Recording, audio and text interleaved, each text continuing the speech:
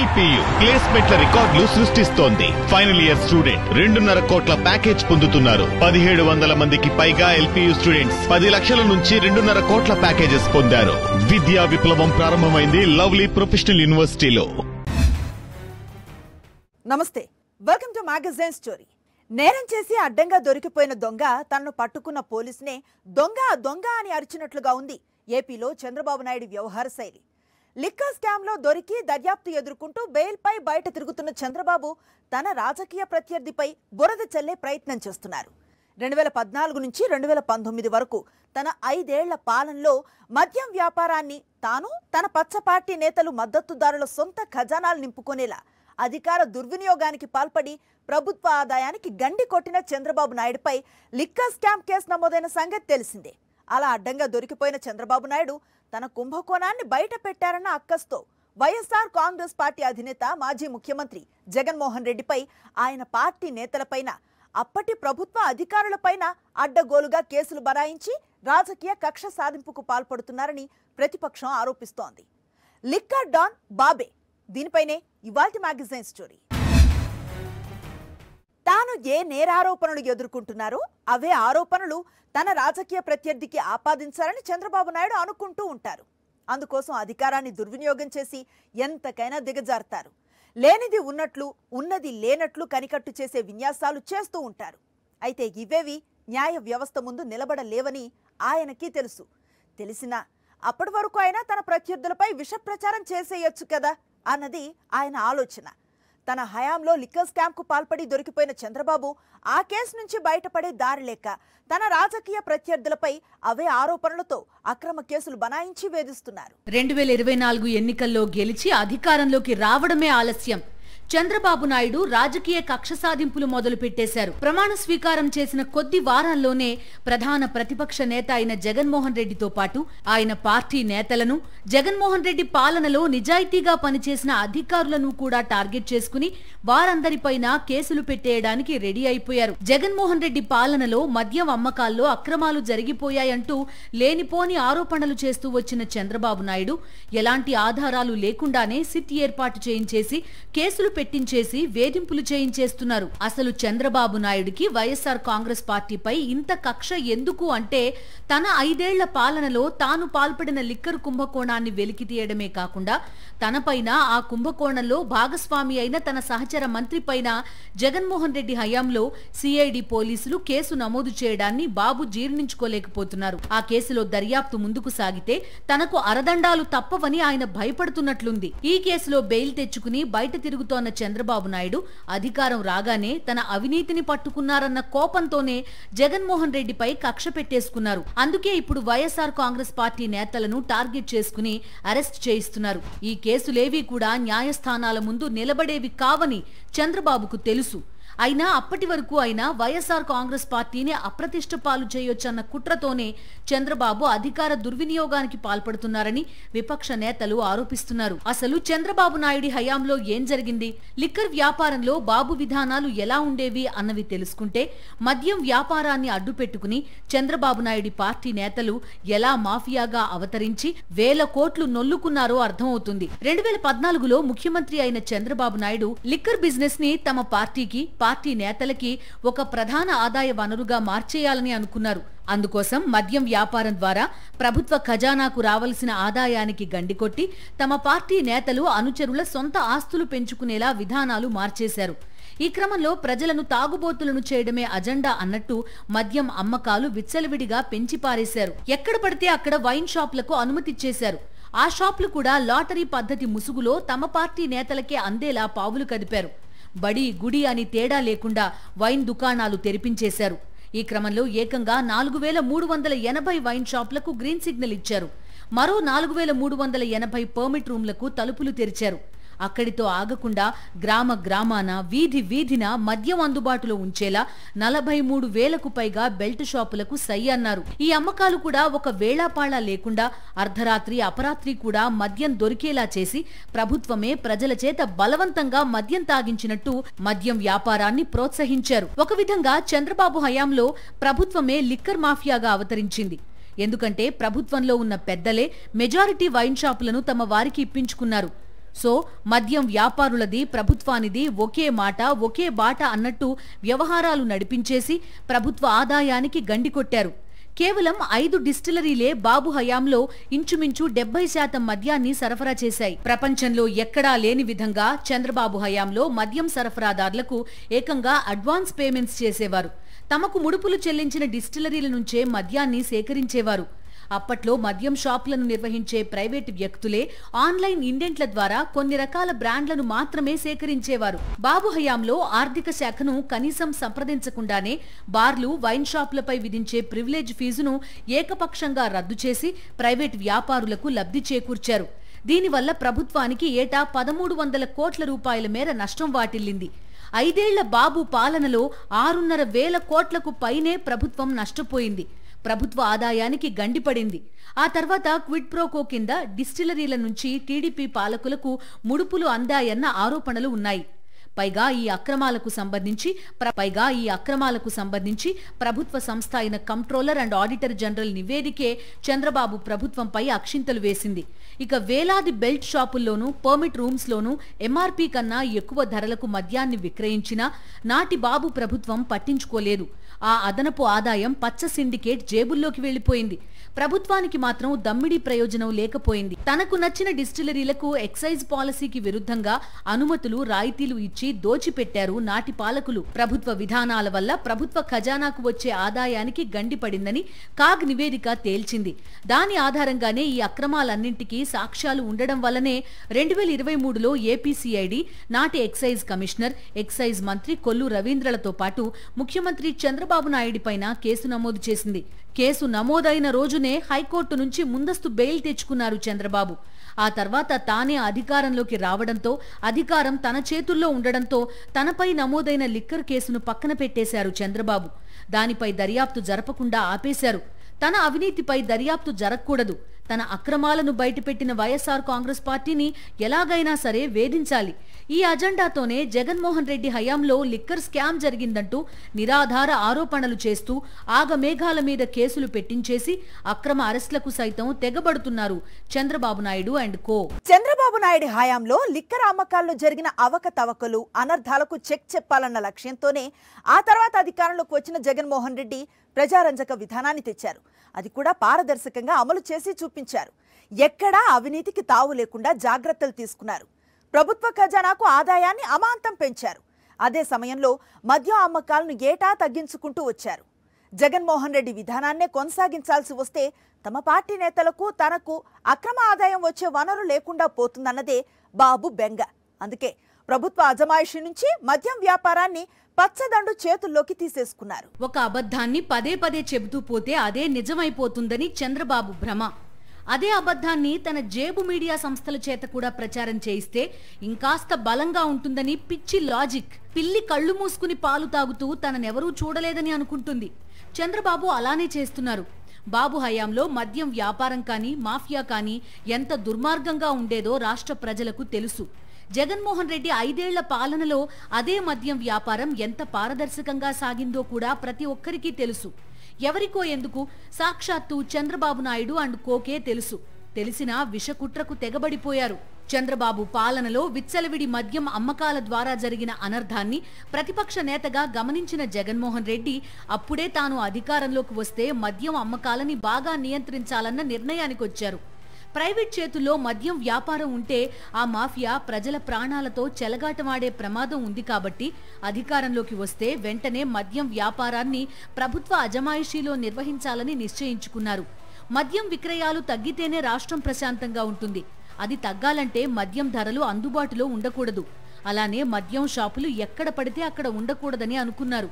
ఇవన్నీ దృష్టిలో పెట్టుకునే జగన్మోహన్ రెడ్డి అధికారంలోకి రాగానే మద్యం పాలసీ ప్రకటించారు. చంద్రబాబు నాయుడు హయాంలో 4380 మద్యం దుకాణాలు ఉంటే అందులో 33% మేర షాపుల సంఖ్యను తగ్గించాలని డిసైడ్ అయ్యారు. ఫలితంగా 2934 షాపులను మాత్రమే నెలకొల్పారు. ఇక పేదోడి రక్తాన్ని తాగేసే బెల్ట్ షాపులు అసలు ఉండడానికే వీల్లేదని నిశ్చయించుకున్నారు. చంద్రబాబు నాయుడు రాజ్యంలో ఏర్పాటు చేసిన 43,000కు పైగా బెల్ట్ షాపులను ఒకే ఒక్క సంతకంతో రద్దు చేశారు. మద్యం అమ్మకాలు ఒక వేళంటూ లేకుండా రాత్రింబవళ్లు చేసే దుర్మార్గ వ్యవస్థకు చెక్ చెప్పారు. ఉదయం 11 గంటల నుండి రాత్రి 8 గంటల వరకు మాత్రమే మద్యం షాపులు తెరిచి ఉంచేలా ఆంక్షలు విధించారు. ఆ తర్వాత మద్యం దొరికే వీలు లేకుండా ఈ విధానాన్ని పకడ్బందీగా అమలు చేయించారు. చంద్రబాబు హయాంలో ఏకంగా 14 డిస్టిలరీలకు అనుమతులు మంజూరు చేసి మద్యం వ్యాపారాన్ని విచ్చలవిడి చేశారు. జగన్మోహన్ రెడ్డి మాత్రం తన 5 ఏళ్ల పాలనలో ఒక్కటంటే ఒక్క డిస్టిలరీకి కూడా అనుమతి ఇవ్వలేదు. 2019 నుంచి 2024 మధ్య కాలంలో కొన్ని కొత్త లిక్కర్ బ్రాండ్ల గురించి చంద్రబాబు నాయుడు పదే పదే విషప్రచారం చేశారు. వాస్తవం ఏంటంటే ఆ కొత్త బ్రాండ్లకు కూడా అనుమతి ఇచ్చింది చంద్రబాబు నాయుడి హయాంలోనే. 2019 ఎన్నికలకు ముందు ఆదరబాదరాగా ఆగమేఘాల మీద చంద్రబాబు నాయుడు కొన్ని లిక్కర్ బ్రాండ్లకు అనుమతిచ్చారు. ఆ బ్రాండ్లనే ఆ తర్వాత చంద్రబాబు నాయుడు, పవన్ కళ్యాణ్ వెక్కిరించారు. తాము తెచ్చిన బ్రాండ్లను వాళ్లే వెటకారాలాడుకున్నారు. ఇక్కడే ఒక విషయం చెప్పుకోవాలి. బాబుకి జగన్మోహన్ రెడ్డికి తేడా ఏంటంటే చంద్రబాబు నాయుడి 15 ఏళ్ల పాలనలో ఒక్కటంటే ఒక్క ప్రభుత్వ మెడికల్ కాలేజ్కి కూడా అనుమతి ఇవ్వలేదు. కానీ ప్రజలు తాగి తందనాలాడేందుకు వీలుగా 14 డిస్టిలరీలకు, వేలాదిగా మద్యం దుకాణాలకు, దానికి ఎన్నో రెట్లు ఎక్కువ బెల్ట్ షాపులకు అనుమతిచ్చారు చంద్రబాబు. ఎందుకంటే మద్యం అనేది ఆయన ప్రాధాన్యత. అదే జగన్మోహన్ రెడ్డి తన 5 ఏళ్ల పాలనలో ఒక్క డిస్టిలరీకి అనుమతి ఇవ్వకపోగా మద్యం షాపుల సంఖ్యను తగ్గించారు. ఈ 5 ఏళ్ల పాలనలోనే కొత్తగా 17 ప్రభుత్వ మెడికల్ కాలేజీల ఏర్పాటుకు శ్రీకారం చుట్టారు. యువతరాన్ని చదువుల బాటలో నడిపించాలని అనుకోబట్టే జగన్మోహన్ రెడ్డి కాలేజీలకు ప్రాధాన్యతనిచ్చారు. అదే యువతరం చేత పీకల దాకా తాగించాలనుకున్న చంద్రబాబు కాలేజీలు పక్కన పెట్టి డిస్టిలరీలు, వైన్ షాపుల వైపు మొగ్గు చూపారు. చంద్రబాబు నాయుడు విభజిత ఏపీకి ముఖ్యమంత్రిగా ఉన్న తొలి 5 ఏళ్లలో మద్యం విక్రయాలు ఎలా ఉన్నాయో ఓసారి చూద్దాం. 2014-2015 అబ్కారీ సంవత్సరంలో 2.88 కోట్ల బియర్ కేసులు విక్రయిస్తే 1.74 కోట్ల కార్టన్ల లిక్కర్ అమ్ముడుపోయింది. 2015-2016 సంవత్సరంలో 3.06 కోట్ల బియర్ కేసులు, 1.75 కోట్ల కార్టన్ల లిక్కర్ అమ్ముడుపోయింది. 2016-2017 సంవత్సరంలో 3.32 కోట్ల బియర్ కేసులు, 1.75 కోట్ల కార్టన్ల లిక్కర్ను విక్రయించారు. 2017-2018 సంవత్సరంలో 3.6 కోట్ల బియర్ కేసులు, 2.27 కోట్ల కార్టన్ల లిక్కర్ అమ్ముడుపోయింది. 2018-2019 సంవత్సరంలో 3.84 కోట్ల బియర్ కేసులు, 2.77 కోట్ల కార్టన్ల లిక్కర్ను అమ్మేశారు. అంటే ప్రతి ఏడు మద్యం అమ్మకాలు విపరీతంగా పెరుగుతూ పోయాయి. జగన్మోహన్ రెడ్డి అధికారంలోకి వచ్చిన తొలి ఏడాదిలో అంటే 2019-2020 సంవత్సరంలో 3.08 కోట్ల కేసుల బియర్ అమ్ముడుపోతే 2.12 కోట్ల కార్టన్ల లిక్కర్ మాత్రమే విక్రయించారు. 2020-2021 సంవత్సరంలో బియర్ అమ్మకాలు ఏకంగా 1.87 కోట్ల కేసులకు పడిపోతే లిక్కర్ అమ్మకాలు 57 లక్షల కార్టన్లు మాత్రమే విక్రయించారు. 2021-22 సంవత్సరంలో 2.63 కోట్ల బియర్ కేసులు అమ్ముడుపోగా 82 లక్షల కార్టన్ల లిక్కర్ మాత్రమే విక్రయించారు. 2022-23 సంవత్సరంలో 3.35 కోట్ల బియర్ కేసులు విక్రయించగా 1.16 కోట్ల కేసుల లిక్కర్ అమ్మారు.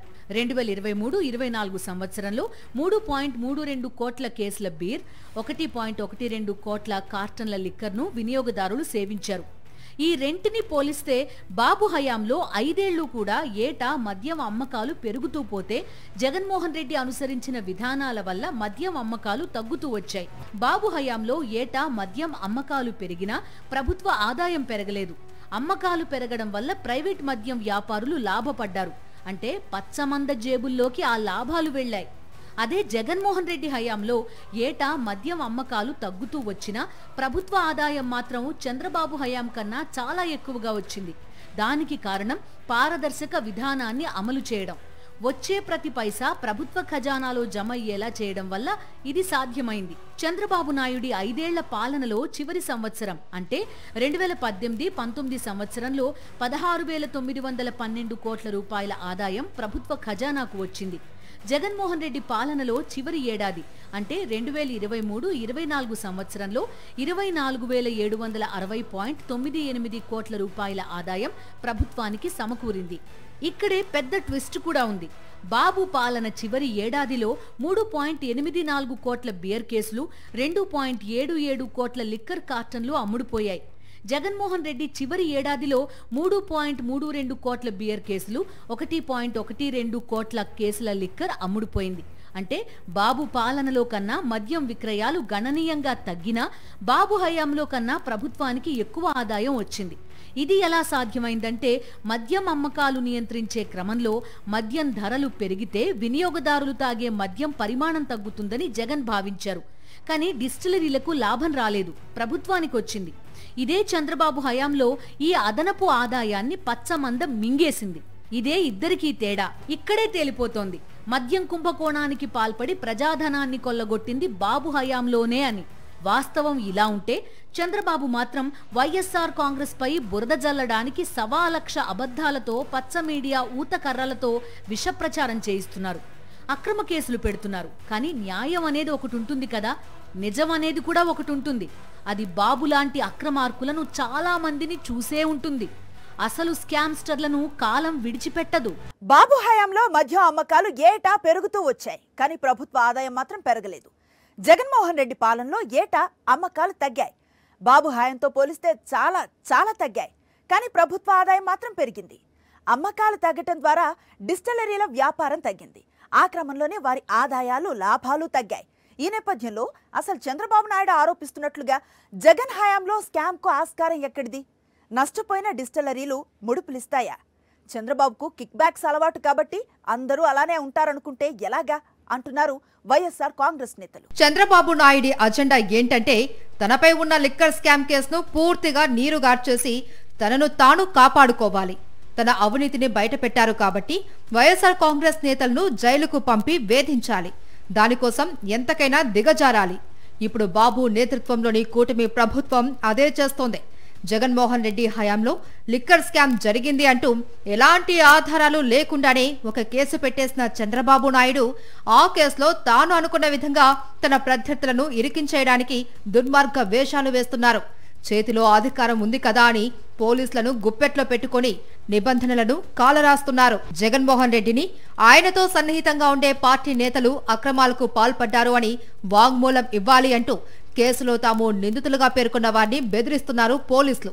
ఏపీ బెవరేజెస్ కార్పొరేషన్ ఎండీ వాసుదేవరెడ్డిని రకరకాలుగా బెదిరించి చివరకు తమకు అనుకూలంగా వాంగ్మూలం ఇప్పించుకొని దాని ఆధారంగా తమ కక్ష సాధింపు అజెండాను ముందుకు తీసుకెళ్లాలి అని చూశారు. వాసుదేవరెడ్డి చేత చెప్పించాల్సింది చెప్పించుకొని ఆయన కేంద్ర సర్వీసులకు వెళ్లడానికి సహకరిస్తూ ఎన్ఓసీ ఇచ్చేశారు. వాసుదేవరెడ్డిలానే మరో అధికారిని ఇలానే వేధించాలి అని చూశారు. జగన్మోహన్ రెడ్డి ప్రభుత్వంలో ఐటీ సలహాదారుల్లో ఒకరిగా పనిచేసిన కేసిరెడ్డి రాజశేఖర్ రెడ్డిని కూడా తమకు నచ్చిన విధంగా వాగ్మూలం చెప్పాలి అని బెదిరించారు. వాసుదేవరెడ్డిలా ఆయన లొంగకపోవడంతో బెదిరించారు. తమకు సహకరిస్తే అప్రూవర్గా చేస్తామని హామీ ఇచ్చారు. తాము చెప్పిన విధంగా కొందరు వైఎస్ఆర్ కాంగ్రెస్ నేతలు నేరం చేసినట్లు చెప్పాలి అన్నారు. అయితే ఆయన తన వ్యక్తిత్వాన్ని వదులుకోకుండా నిజాయితీగా నిలబడ్డంతో ఆయనపైన కక్షగట్టేశారు. ఆయన్ను A1గా చూపించి రిమాండ్కు తరలించారు. అంతేకాదు నేరాంగీకార పత్రంపై సంతకం చేయాలంటూ పోలీసులు ఒత్తిడి చేసినా కేసిరెడ్డి లొంగలేదు. అసలు లిక్కర్ పాలసీతో కేసిరెడ్డికి ఎలా సంబంధం ఉంది? ఆయన ఐటీ సలహాదారు, అది కూడా 2 ఏళ్ల పాటే ఉన్నారు. ఆ తర్వాత ఆయన పదవీ కాలాన్ని పొడిగించను కూడా లేదు. పాలకుల కనుసన్నల్లో సిట్ అధికారులు ఏకపక్షంగా ఇష్టారాజ్యంగా వ్యవహరిస్తున్నారన్నది బహిరంగ రహస్యం. దర్యాప్తు పేరుతో నిందితుల్ని బెదిరిస్తున్నారు. దర్యాప్తు అధికారుల వైఖరిపై కొందరు న్యాయస్థానాన్ని ఆశ్రయించారు కూడా. ఈ ఘటనల్లో న్యాయమూర్తులు సిట్కు సీరియస్ ఆదేశాలే ఇచ్చారు. జగన్మోహన్ రెడ్డి హయాంలోని లిక్కర్ పాలసీ కారణంగా ప్రభుత్వానికి నష్టం జరిగిందని తప్పుడు ప్రచారం చేయడం ద్వారా వారి విశ్వసనీయత దెబ్బతీయాలి అన్నది బాబు అన్కో ప్లాన్లా కనిపిస్తుందంటున్నారు వైఎస్ఆర్ కాంగ్రెస్ నేతలు. ఈ క్రమంలోనే వైఎస్ఆర్ కాంగ్రెస్ ఎంపీ మిథున్ రెడ్డితో పాటు రిటైర్డ్ ఐఏఎస్ అధికారి ధనుంజయ రెడ్డిపై తప్పుడు స్టేట్మెంట్లు ఇప్పించి తప్పుడు సాక్ష్యాలు చూపి కేసులో ఇరికించారు. రాష్ట్ర ప్రభుత్వం అమలు చేసే ఏ విధానంతో అయినా ఒక ఎంపీకి ఎలా సంబంధం ఉంటుంది? ఉండనే ఉండదు. అయినా ఎంపీ మిథున్ రెడ్డిని ఇరికించి ఆయన్ను అరెస్టు చేశారు. మొత్తం మీద ఇలా అక్రమ కేసులతో బెదిరించి ఒత్తిళ్లు పెంచి పార్టీ నేతలను తమ దారికి తెచ్చుకోవాలి అని సిట్ అధికారులు చూస్తున్నట్లుందని అంటున్నారు.